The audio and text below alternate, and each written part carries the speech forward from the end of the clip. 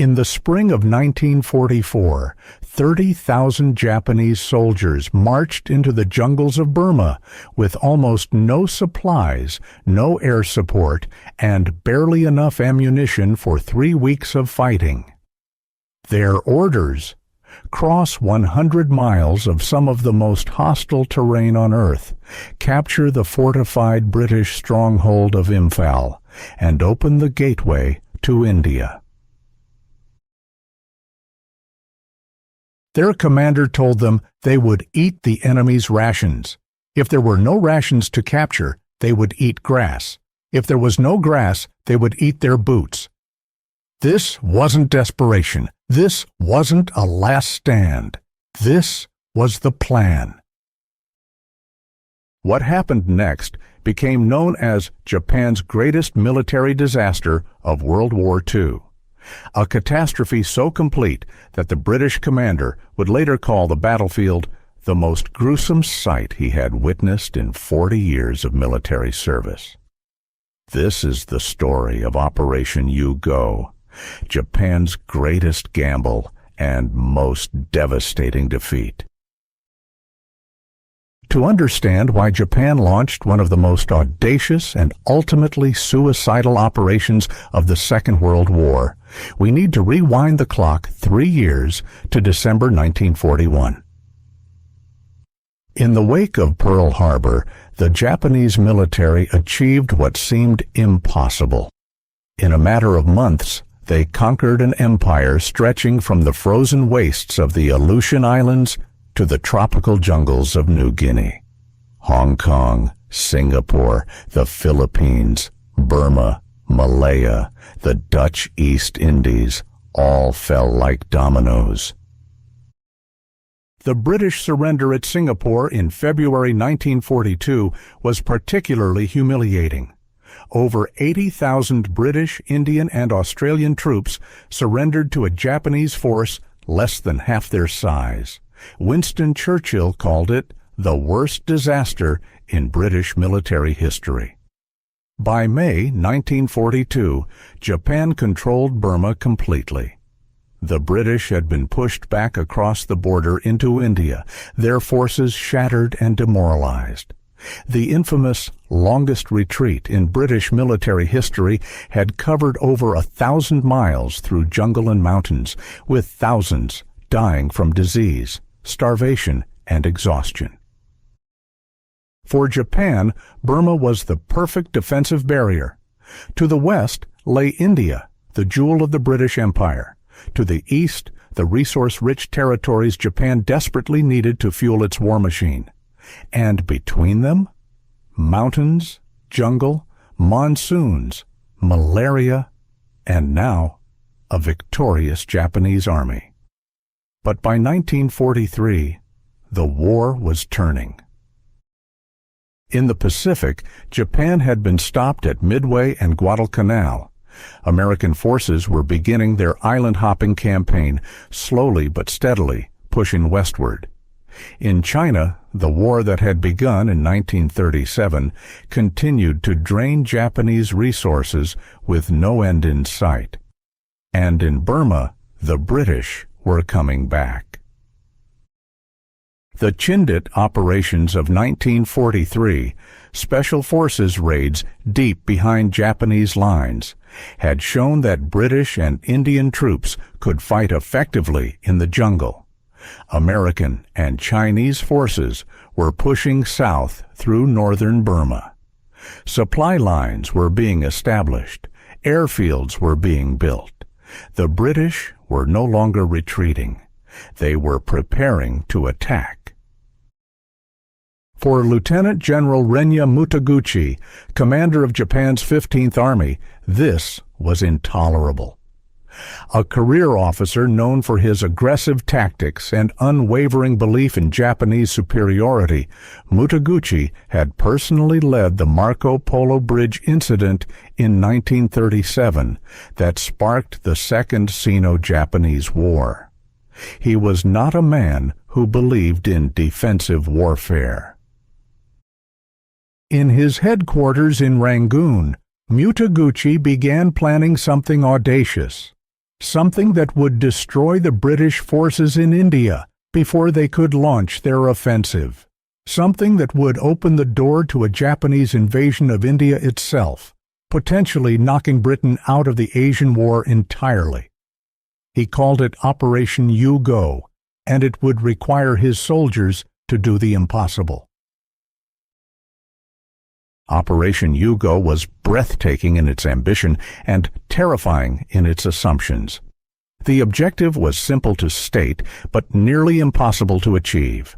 3 Japanese divisions, roughly 85,000 men, would cross the Chindwin River, march through the mountains and jungles of the Indo-Burmese border, and capture the 2 key British bases at Imphal and Kohima. Imphal was the main British supply base in the region, a sprawling complex in a valley protected by mountains. Kohima was a small hill station to the north, sitting astride the only road connecting Imphal to the outside world. Capture both, and the British forces in the region would be surrounded, cut off from supply, and forced to surrender. It was brilliant. It was bold. It was also completely insane. The distance from the Japanese front lines to Imphal was over 100 miles through some of the most difficult terrain on the planet. Steep mountains rising to 9,000 feet, dense jungle, rivers that swelled to torrents during monsoon season, narrow tracks that turned to mud when it rained. And it would be done during the dry season, which would end in May when the monsoons arrived. The problems didn't end with geography. The Japanese logistical situation was a nightmare. Burma's roads and railways had been damaged during the retreat of 1942 and never fully repaired. The Japanese merchant fleet was being decimated by American submarines, making it nearly impossible to ship supplies from Japan. Meanwhile, the British and Indian forces in Imphal were being supplied by air. The Americans were flying cargo planes over the Himalayas from India to China in a massive airlift operation. The Allies had air superiority, better equipment, and secure supply lines. Mutaguchi's solution to these problems was to ignore them. His plan assumed that Japanese forces would capture British supply dumps so quickly that they could live off the enemy. Each soldier would carry rations for 3 weeks. After that, they would eat captured British food. Artillery ammunition, enough for the initial assault. After that, they would capture British artillery shells. Air support? Minimal. The Japanese Air Force in Burma had been reduced to a fraction of its former strength. Transport?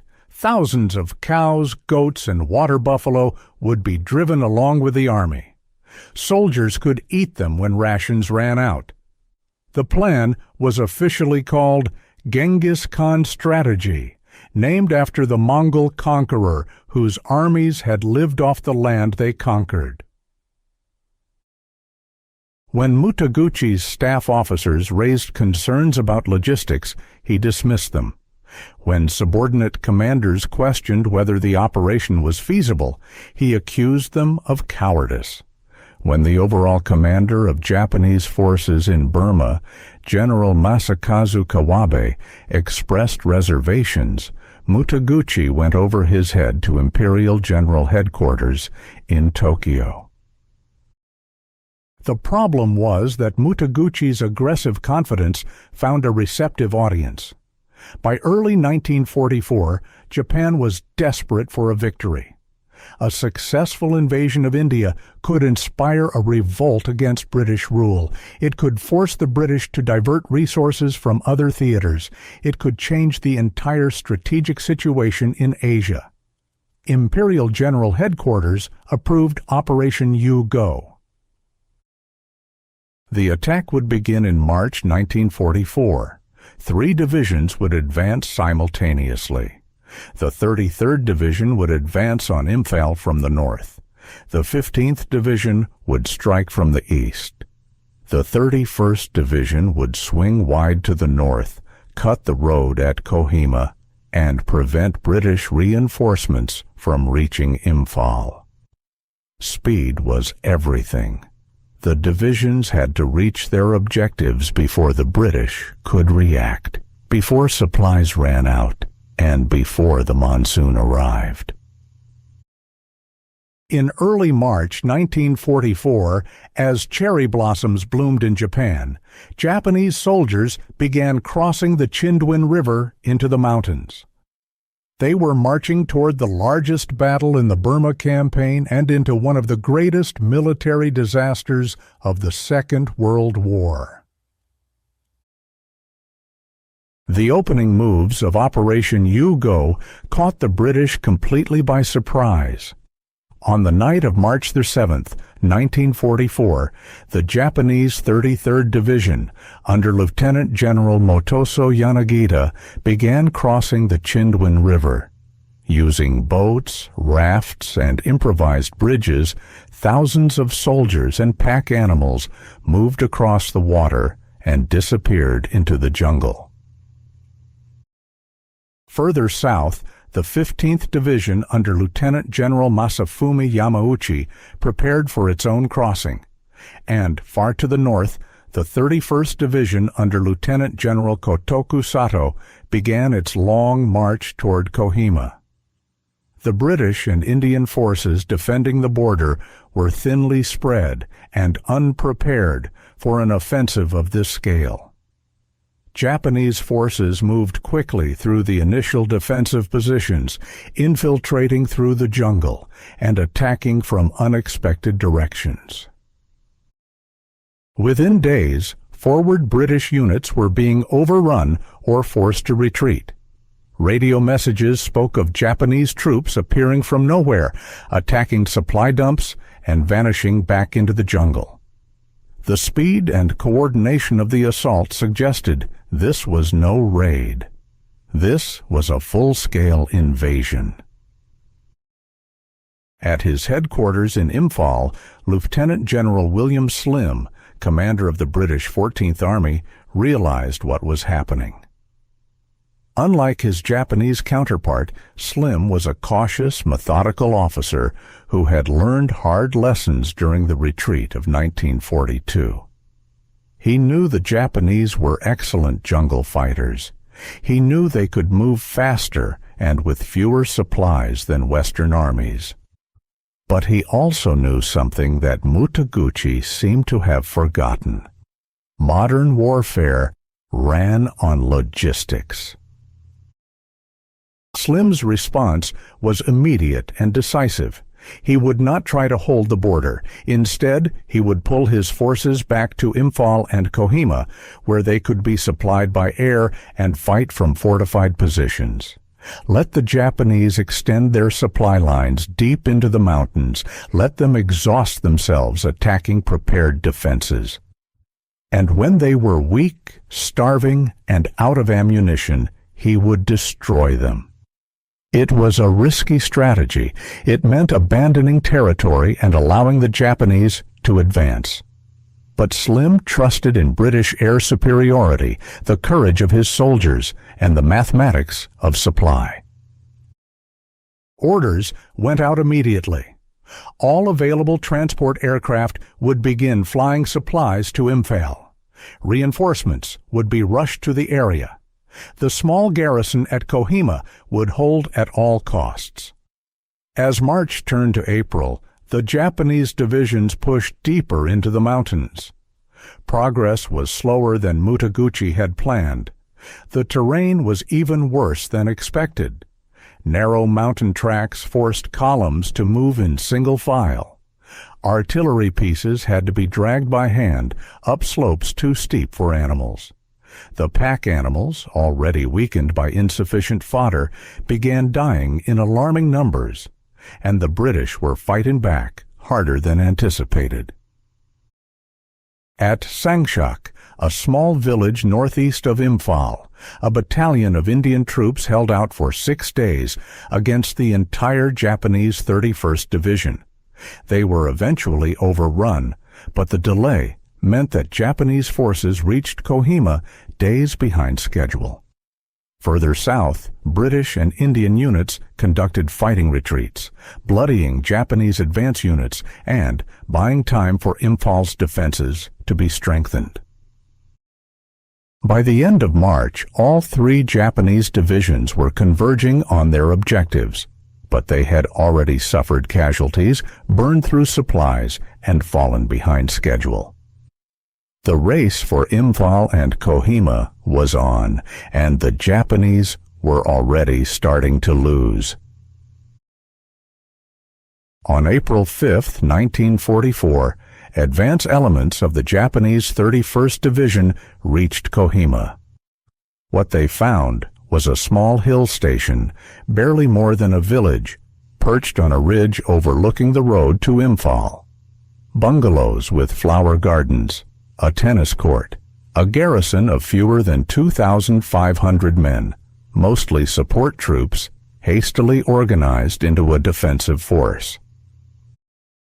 For the Japanese, this should have been easy. They outnumbered the defenders 6-1. They had the high ground on 3 sides, and cutting the road here would isolate the entire British force at Imphal. But easy victories were becoming rare in Operation U-Go. The British commander at Kohima, Colonel Hugh Richards, had used the precious few days of warning to prepare defenses. Trenches had been dug, supplies had been stockpiled, every building had been turned into a strong point. The garrison included the 4th Battalion Royal West Kent Regiment, experienced soldiers who had fought in France in 1940. When the Japanese attacked, they ran into a buzzsaw. The battle for Kohima became one of the most brutal close-quarters fights of the entire war. The front lines were sometimes separated by just yards. Grenades were thrown back and forth across the tennis court that sat between the 2 forces.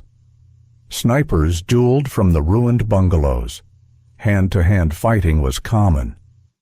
The Japanese attacked continuously, day and night, trying to overwhelm the defenders through sheer relentless pressure.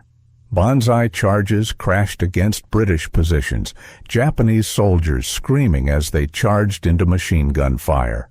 Artillery shells fired from positions on the surrounding hills rained down on the tiny perimeter. The defenders held. Supply was everything. The British were airdropped food, ammunition, and medical supplies. Wounded men were evacuated by air. Reinforcements were flown in. The Japanese had no such luxury. They were at the end of a supply line that stretched over 100 miles through mountains and jungle, under constant air attack. As April wore on, the Japanese 31st Division began to starve. Soldiers were eating grass, leaves, roots, anything they could find. Dead pack animals were butchered and consumed immediately. Men began dying of malnutrition even as they continued attacking. The wounded could not be evacuated. Medical supplies ran out. Disease spread through the ranks. And still they attacked.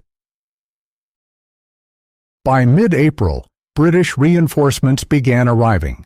The 2nd Division, some of Britain's best troops, were flown from the Arakan coast to Dimapur, the railhead behind Kohima.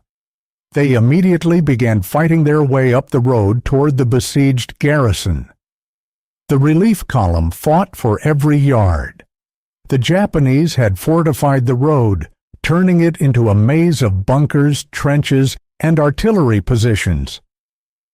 Progress was measured in hundreds of yards per day, each foot of ground soaked in blood. On April 18th, after 13 days of siege, the first elements of the relief force broke through to Kohima, but the battle was far from over.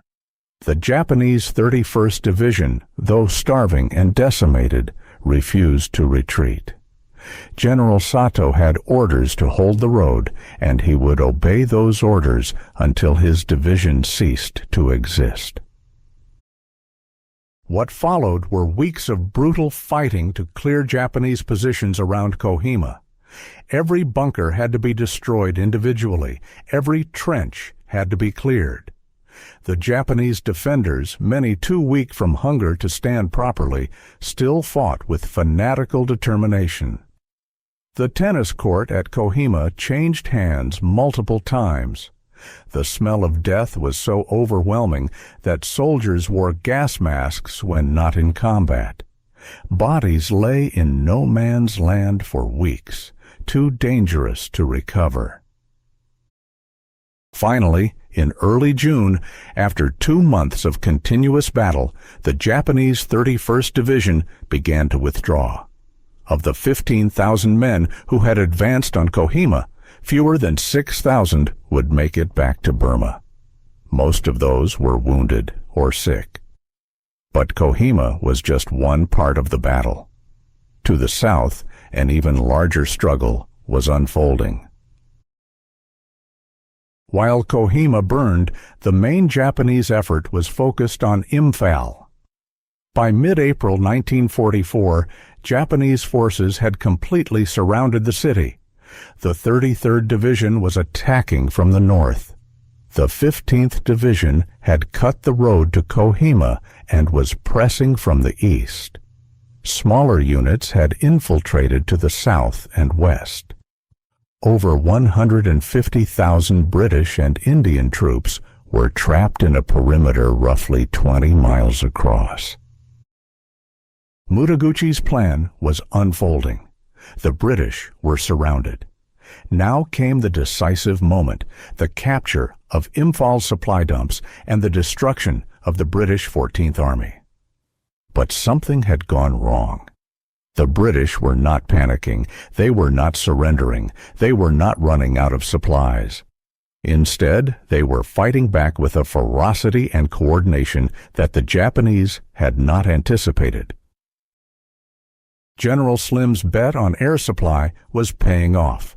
Transport aircraft, mostly American-built C-47s, were flying supplies into Imphal around the clock. Every day, hundreds of tons of food, ammunition, fuel, and medical supplies arrived by air. Entire brigades were flown in as reinforcements. The wounded were flown out. The siege of Imphal was unlike any siege in military history. The defenders had more supplies, more reinforcements, and better logistics than the attackers. Meanwhile, the Japanese were starving. The Genghis Khan strategy had failed completely. Japanese forces had not captured significant British supply dumps. The few dumps they did capture had been destroyed or evacuated before they arrived. The pack animals were dead. The emergency rations were long gone. Japanese soldiers began eating grass and tree bark. Officers issued orders forbidding cannibalism. Some units ignored those orders.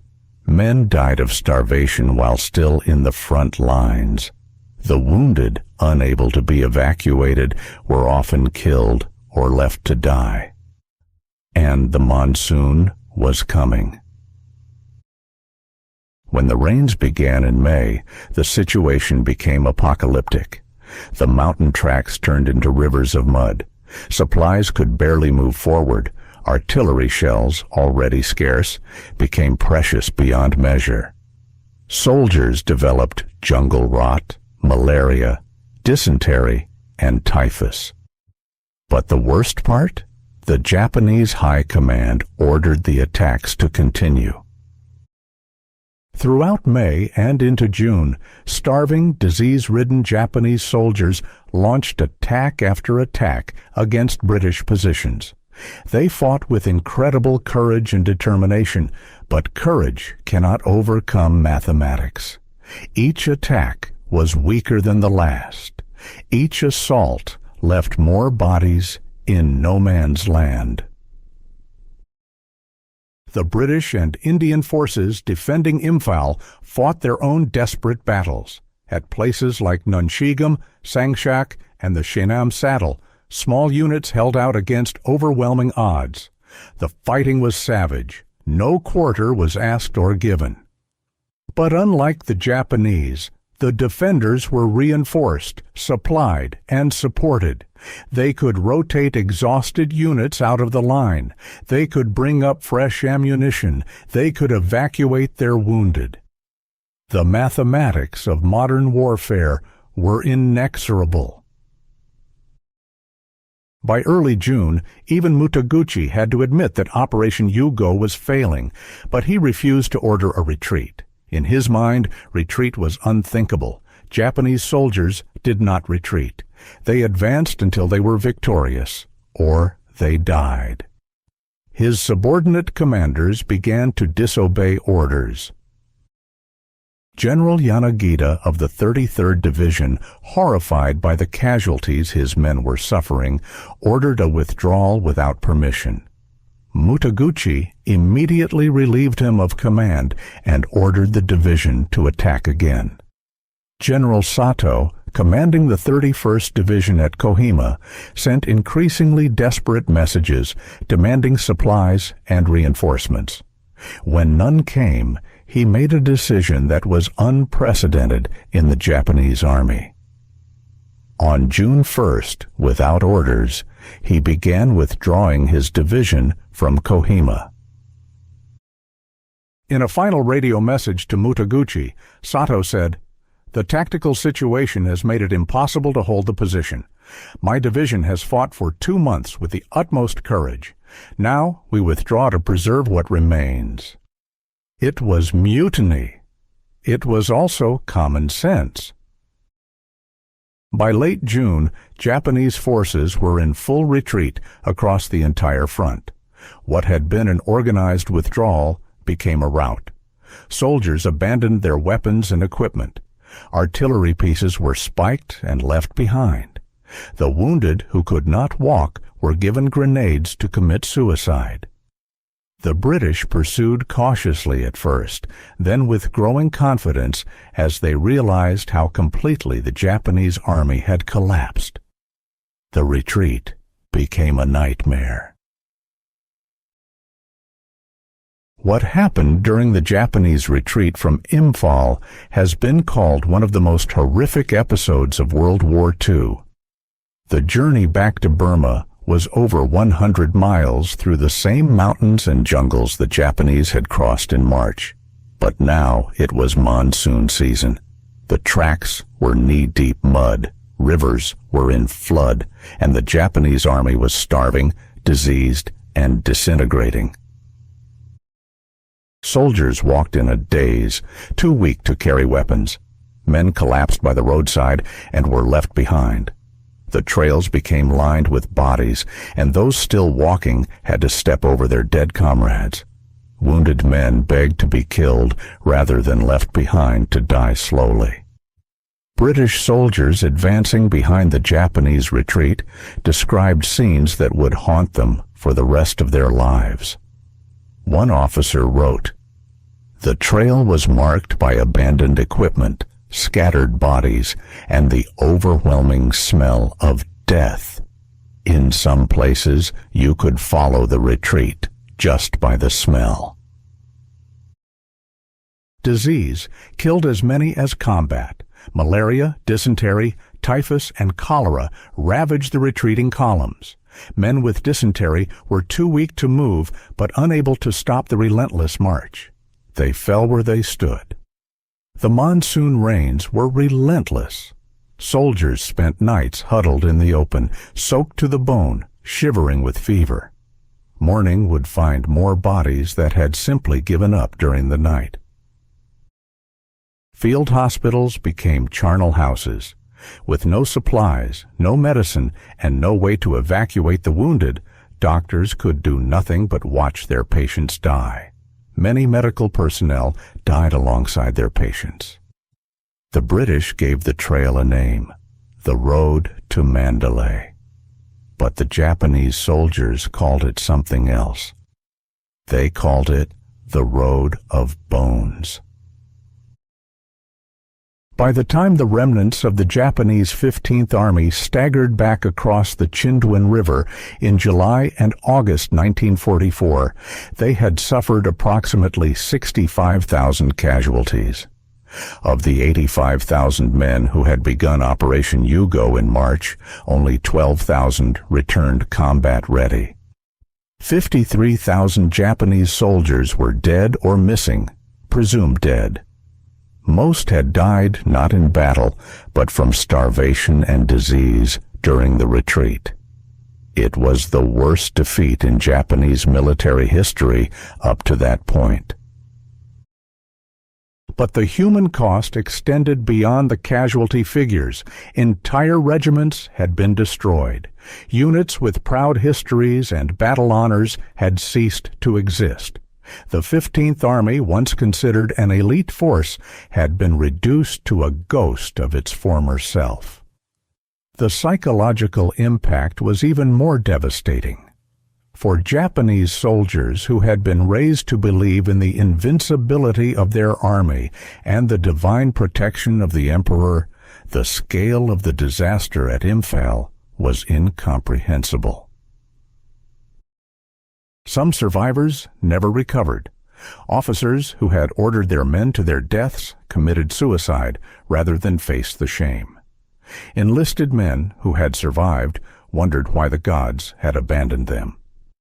And the consequences reached all the way to the top. Lieutenant General Renya Mutaguchi, the architect of Operation Yugo, refused to accept responsibility for the disaster. In his reports to Imperial General Headquarters, he blamed his subordinate commanders for the failure. He claimed that Generals Yanagida and Sato had disobeyed orders and retreated prematurely. If they had continued attacking, he insisted, victory would have been possible. It was a fantasy, and even the Japanese High Command knew it. In August 1944, Mutaguchi was relieved of command and recalled to Japan. He would spend the rest of the war in staff positions, his career effectively over. After Japan's surrender, he lived in obscurity until his death in 1966. He never publicly admitted that Operation Yugo had been a mistake. General Sato, who had saved what remained of his division by disobeying orders at Kohima, was also relieved of command. But many in the Japanese army privately considered him a hero for refusing to waste more lives on a doomed operation. He survived the war and lived until 1984. General Yanagida was court-martialed for retreating without orders, but the case was quietly dropped. Too many people knew that he had been right. The consequences of Operation Yugo's failure extended far beyond individual careers. The destruction of the 15th Army left Burma defenseless against Allied counterattack.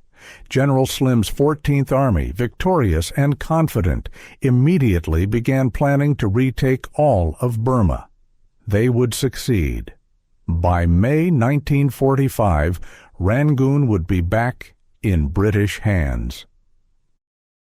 Operation Yugo had been intended to protect Burma and open the door to India.